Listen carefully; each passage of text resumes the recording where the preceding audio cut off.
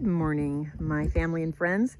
I forgot to do a video on Saturday, and so I'm doing one today just because I kind of need one once a week in order for me to be able to look back and see how things are growing at different times. So Pete worked on the asparagus bed. He kind of cleaned them up and he cut some back that were dying, and then some are still left. And then he planted this whole row here with asparagus. And we were just completely amazed when we dug up the asparagus that I grew from seed, how big and healthy the roots were. And we had a whole bunch left over and gave them to some friends. So anyway, they looked bigger than any 2-year-old rootstock I've ever bought. They were huge and super healthy. So that's done. So the asparagus is out of the high tunnel. Cabbage is gone out of here, but there's new cabbage planted. So these are Savoy, which is a really fancy variety, and I'm kind of excited about it. I still have beets over here. I need to get them out.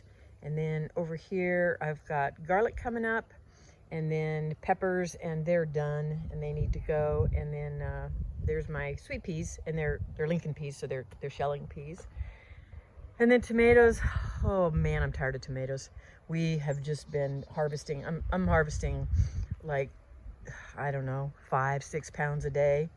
And I'm really getting sick of it.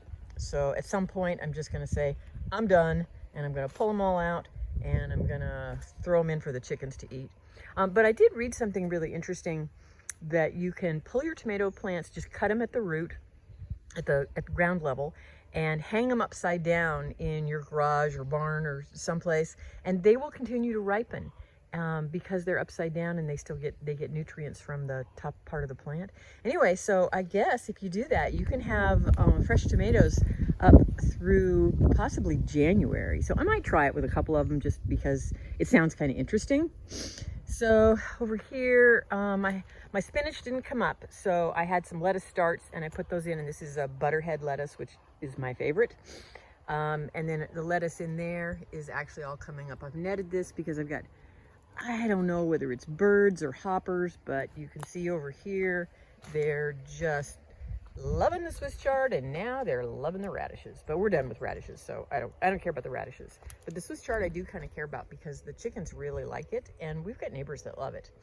We have one celery plant, which we just use for fresh celery when we need it. And then out here, zillions and zillions of tomatoes still. I mean, like I said, I'm kind of sick of them. Eggplant is still producing. And then this is my tomato plant that I'm going to grow this again next year for sauce. This is an amazing one. It's a hybrid. It's called Super Sauce, and the tomatoes are huge.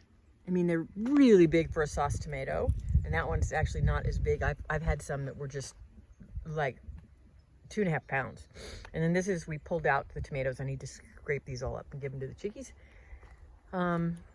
Beans, we're still getting beans. I'm getting more beans inside the high tunnel than out, but I'm still getting beans here. I mean, we're still getting beans everywhere. Cabbage, this cabbage, oh, somebody dug that one up. It was right there. That's pretty interesting. This is a cabbage. I'll put it back in and see if he lives. Broccoli, it looks super healthy. I mean, it's got some bug damage, but I do have a lot of bug damage here. So I think I'm gonna go ahead and cover these because I think there's too much bug pressure. A couple of these are gonna be harvested. So this one's ready to harvest, and this one's ready to harvest. It's real solid. I've harvested one there. I took one down to Aunt Ida, but these are just buggy and awful. And then this is more cabbage. It's Savoy, but you can see that it's definitely being chewed upon. So I think I'm gonna have to cover those. Oh, there's a marigold coming up. Interesting. Peppers are still loaded. We need to do one last harvest and then just let them go because we just don't know what to do with them anymore. I think I sent you guys my thing of we pulled out everything out of the pantry. At least I sent it to Julie, Jenny, and Billy. We pulled everything out of the pantry. Oh my gosh. We have done so much canning this year. It's amazing. So this row here is all garlic, and it's coming up, and it's looking pretty good, and it's a lot of garlic. And then over there is onions. And here's some cabbages that are struggling along. Again, I should cover them, but I don't know. But tomatoes, crazy, just tomatoes everywhere, tomatoes. So I don't know.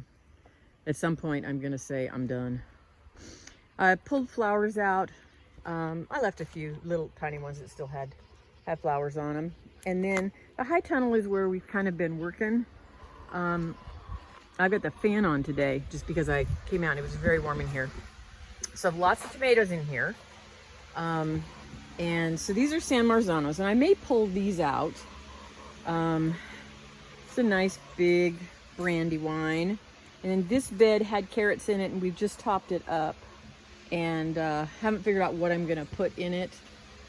More tomatoes here, some nice big ones, and there's some that are getting ripe.